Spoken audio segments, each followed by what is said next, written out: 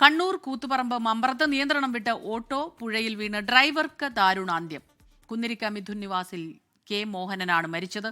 അരുൺ പൂപ്പറമ്പ ചേരുന്നു കണ്ണൂരിൽ നിന്ന് വിവരങ്ങളുമായി. അരുൺ, കൂടുതൽ വിവരങ്ങൾ പറയൂ. അസ്മിത, ഇന്ന് രാവിലെ 10:45ഓടെയാണ് ഈ അപകടമുണ്ടായത്. കൂത്തുപറമ്പ് മമ്പറത്താണ്. അവിടെ റോഡരികിലായിരുന്നു ഈ മോഹൻ്റെ ഓട്ടോറിക്ഷ നിർത്തിയിട്ടിരുന്നത്.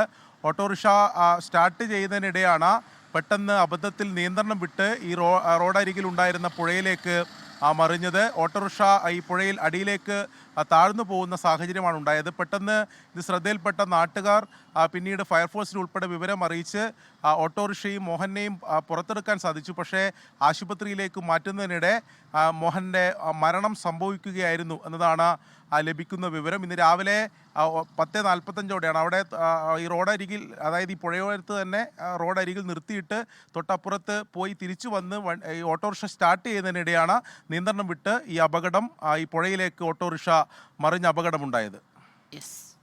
അരുൺ പൂപ്പറമ്പ കണ്ണൂരിൽ നിന്ന് ഈ വാർത്തയുടെ വിശദാംശങ്ങൾ നൽകുകയായിരുന്നു.